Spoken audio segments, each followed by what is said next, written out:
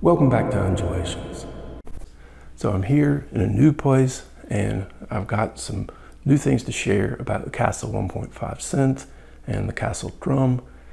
It's basically going to be talking a lot about how to use the low frequency oscillators on these devices as audio rate oscillators that you can hear. And this is something that I basically did a couple of years ago on the 1.5. Sort of dropped it, but then seeing how that the drum can kind of pair with the 1.5 in this mode, I did a couple of posts in late January for January on Instagram. I thought they turned out nice and started to see a little bit more that you could do with it. And in the course of this move, I think it's inflated to 2 videos worth. And so the video today, we're going to focus on the 1.5 mainly, look at some details, some nuances about the LFOs on this device that turn out to be important for the sound generation. Then towards the end of the video, we're going to hook them together and you'll see that the drum really makes this new voice a lot more powerful.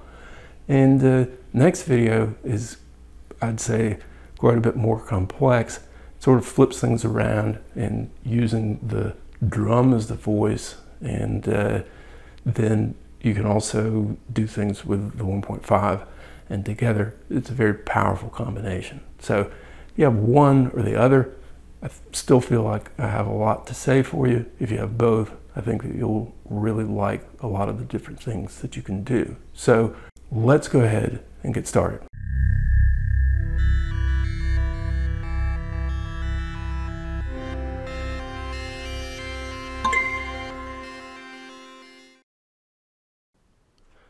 All right, so Kastle 1.5 synth, and what I'm going to do sort of for consistency across the video is I'm going to listen to the oscillator out patch point by way of the left audio out. So when I turn the pitch up a little, you can hear the oscillator there. That's the main oscillator, and then if we want, we can switch over to the secondary oscillator here. Different synthesis mode. And I should also say up front that I'm going to go with the default mode for this whole video, probably the whole next video too, because I feel like it works the best, but you can certainly explore some of the other synthesis modes like formant and noise and that sort of thing in the context of this whole video.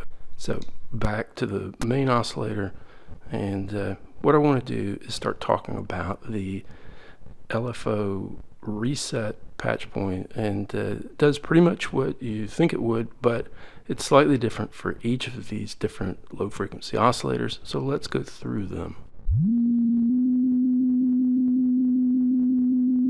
I'm going to wire up the pitch modulation patch point.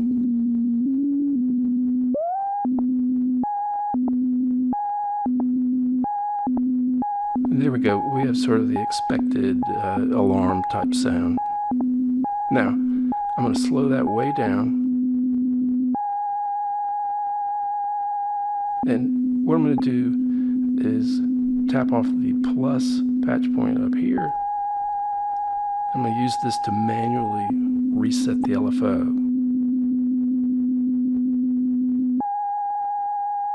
Okay, I hit it again, and again. And so I'm tapping this, and the key point is that it never changes. So if you reset on the square LFO, nothing happens. So now let's go to the triangle LFO, and now less an alarm, more a siren, and you can change that with the pitch modulation, of course. But back to the LFO reset. What I'm going to do is slow it down a little, keep hitting reset.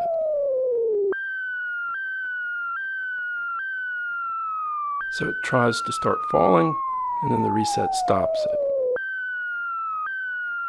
Okay, so you get the point there that even if you do it fast, you still hear a little bit of something. All right, and this is going to become relevant in the context of making sound from these oscillators. Promise it will make sense. So then the last thing and the most important thing is this.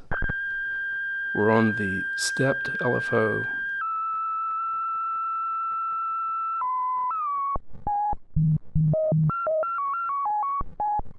And so this is the default pattern and sort of the classic Kastle sound.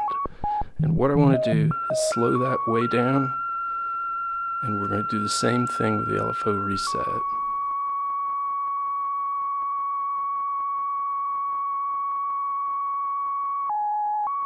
Reset.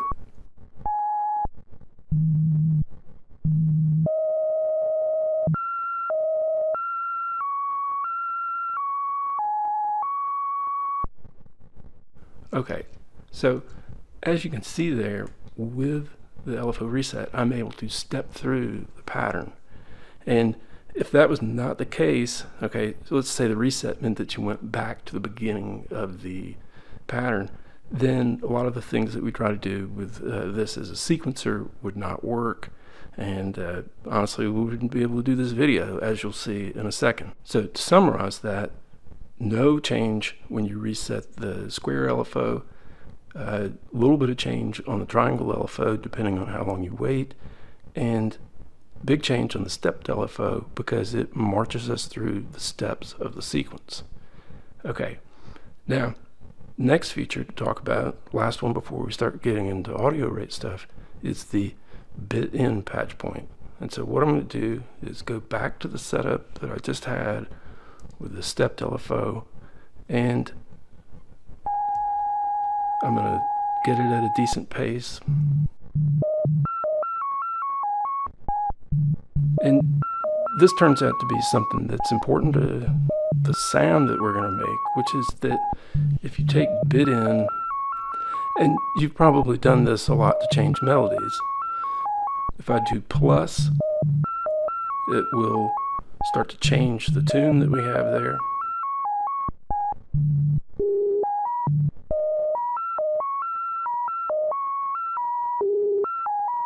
And then if I pull it back out,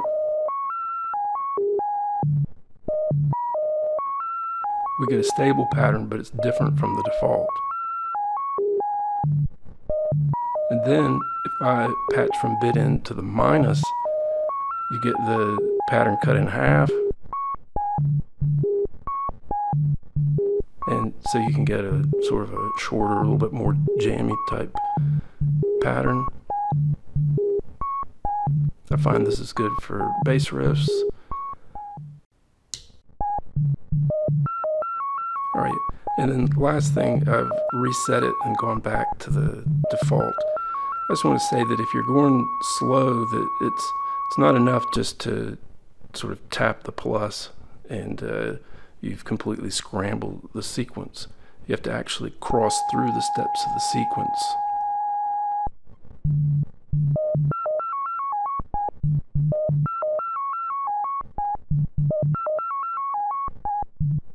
And so if you really want to scramble things, you put it in, leave it there, let it run. If you hear something you like, pull it out.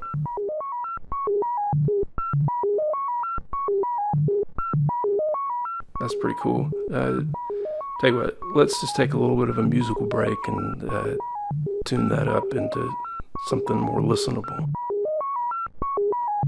I'm going to patch from stepped into the timbre instead. I'll turn that up. Then you don't hear anything out of the timbre unless you do a little bit of wave shape. Then, let's see, I will go from triangle LFO into the wave shape. That gives it sort of a underwater type sound because the wave shape is changing the amount of FM.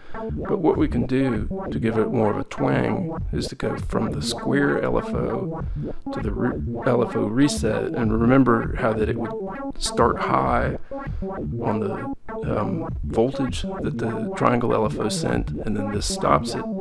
So when I put this in, it's going to make it twangier.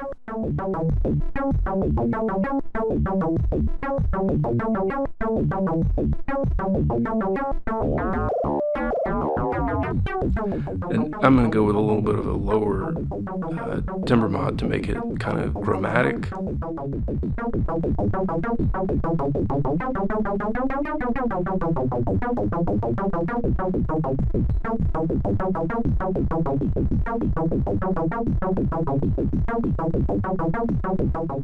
Let's shorten this and see how that sounds.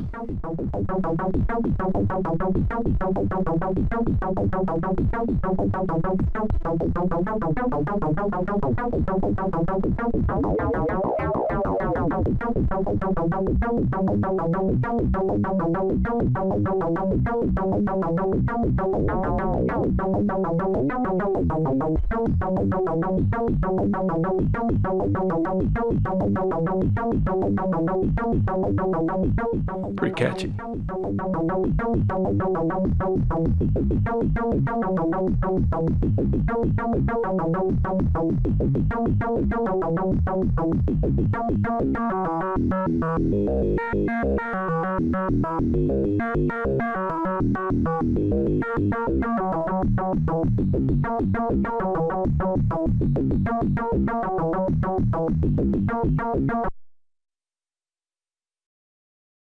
Alright, so now we're going to get into audio rate stuff proper, and one thing I want to stress is that I'm going to be using an attenuator so it doesn't clip on the recorder, but some of the volumes can be quite loud, especially out of the square wave. We're only going to do that briefly, but I just want to bring it up. Just make sure to protect your ears. And so here's what we're going to do. I'm going to put the square LFO into the left channel over here. So we're still using that, but instead of using main oscillator, secondary oscillator, we're going to use that LFO. And turn it on. You can hear it clicking. And that's sort of the up and the down of it. And then right as you start to get to the limit of the Kastles rate,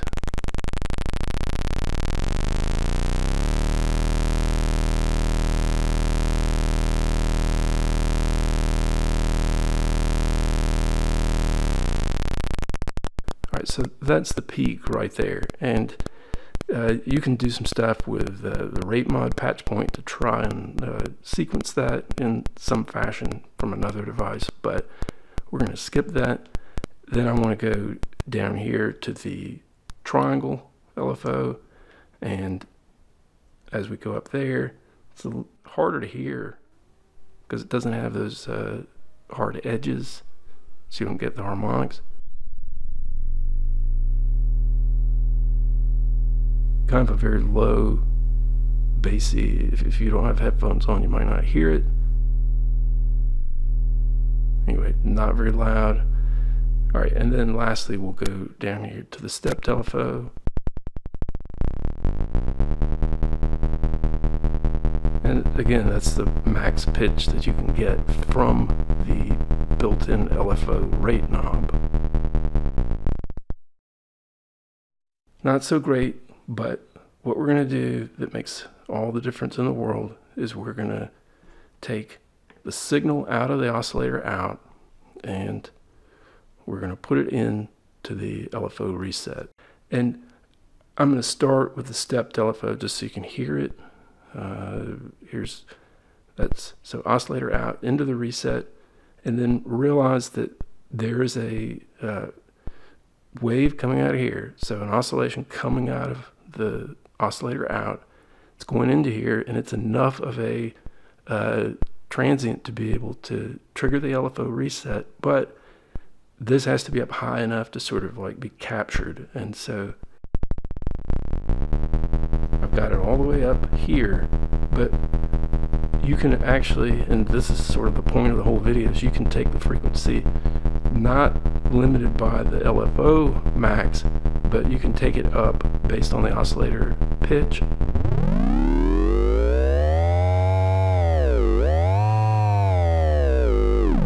And it's also got a nice sound, sort of a throaty, you know, kind of a rough timbre, and that's because it's coming out of the stepped. Now, let's backtrack just for a second, and I'm going to tap off of the square LFO instead. And what you'll hear is that when I have the pitch all the way down, you can hear it. But as soon as I start to send a wave in here and actually reset it, recall what we learned about LFO reset and the square wave, you don't hear anything coming out of there because it's not having time to change. So that's unlistenable, totally silent. And then the triangle LFO is very weak, and it's sort of, if you think about the way the math kind of works here, the higher you go, the weaker it gets because it doesn't have time to develop any amplitude. It's kind of like a balloon giving out. So those are not going to work, and the stepped LFO is going to be the only one that I use. So we're back to this. And then just a simple thing, if you think about what I did in the intro opening to the video, you can add character to the main oscillator sound.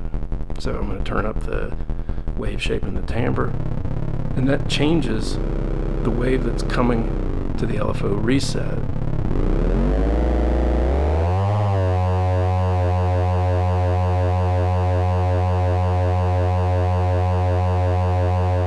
And one thing I'm going to do to let you know that we have like locked the LFO at that rate is I can change this a little bit here, and as long as I don't go too far, it doesn't change the pitch, but it's quite sensitive to the pitch up here.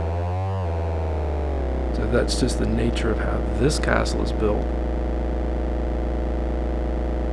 But this is a good time to point out that in the next video, you'll see that the behavior of the Kastle drum is much different. It's a lot more forgiving. You can basically sort of split the drum's LFOs where the clock and the triangle LFO can go slow while the pattern, which is equivalent of the stepped on here, can go at audio rate. And this turns out to be a powerful feature of the Kastle drum because it adds a whole lot of musicality and interesting things that you can do. Now, if you remember what I was saying about the bit-in for the stepped LFO, that's basically a control of the melody when you're at slower rate. But right now, our audio, when I turn this on, it's coming from the actual sequence. You can think of the stepped sequence becomes sort of the wave shape, and so it sounds like this as the default. But if I just sort of tap, I have this in the plus, if I just tap it, you'll hear it go random. It'll go noisy for a second. So that's the sequence being random. And then when I pull it back out, you're going to get a slightly different sound. And so this is a way to get variety out of any type of musical things that we want to do. Then, very importantly, if you think about that the minus on bit-in shrinks the pattern buffer, cuts it in half, that's going to get us an octave jump. So when I do that,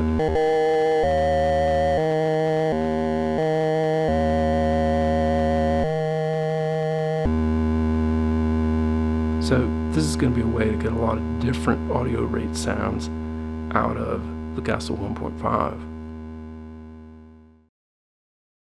Okay, so then the last thing that I want to do in this video is just show how that you can employ the Kastle drum in a really straightforward way and get some more musical type sounds out of this. And to do that, I'm basically just going to be taking the pattern from the drum, and I'm going to use that to drive the sound of the 1.5 synth.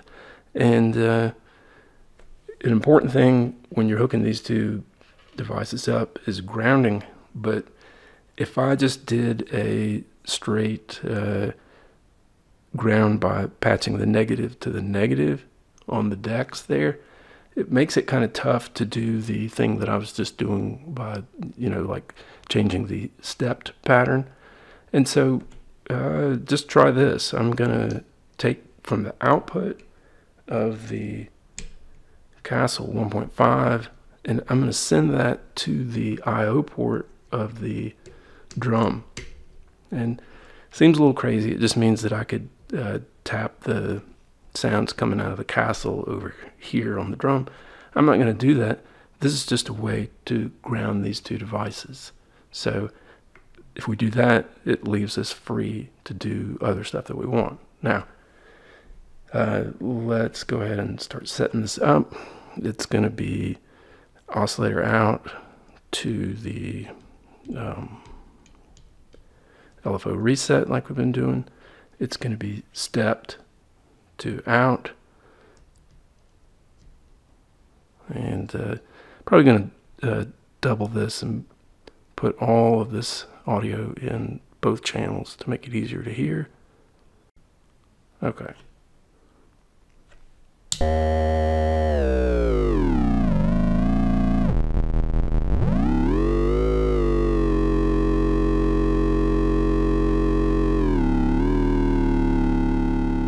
So that's going to be our voice sort of to start with, and then what I want to do is go from the pattern on the drum to the pitch on the 1.5.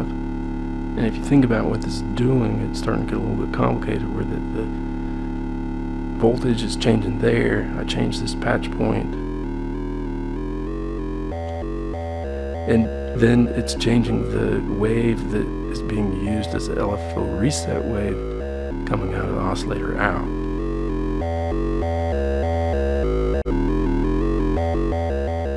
Okay, so this is at the most basic level, being able to drive a melody there of the audio rate LFO. But let's do some stuff like, alright, first let's go from plus to feed here and try and see if we can change our melody.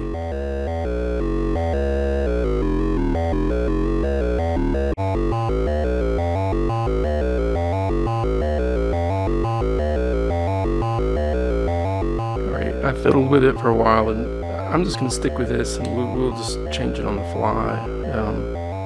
Sometimes it just takes time to find the melody that you really want. So then the next thing I was thinking was that we could try the same thing that I did on the 1.5 with the main oscillator. We're going to send the triangle LFO from the drum into the wave shape. And you can hear that instability. And then I should point out that the clock in on the drum does not behave the same as the LFO reset, so it's going to give us a different type of sound. I just realized you got to have the timbre up for this to really work.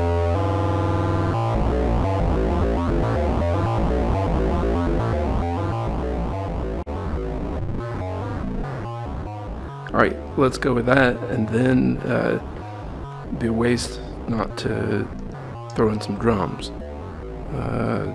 Put them on the right side output.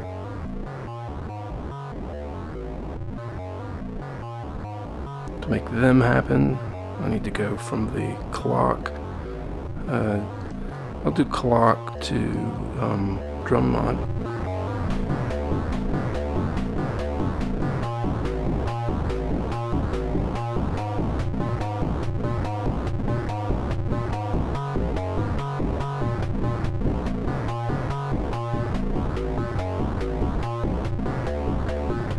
then I'm going to take that same melody, which is sort of a mess right now, and run that to the pitch.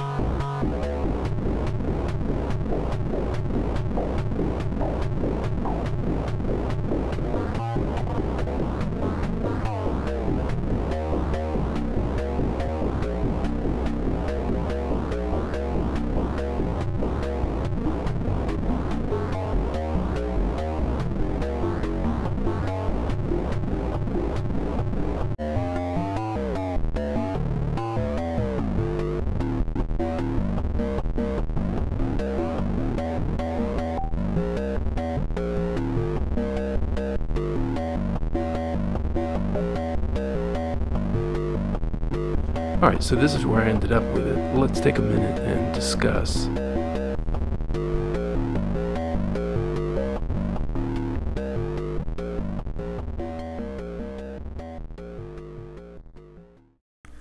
Alright, so I feel like that went okay, but if you think back to earlier in the video where I was using the triangular LFO to hit the wave shape and then resetting it using the square LFO, this is all on the 1.5 to give it kind of that punchy, twangy sound.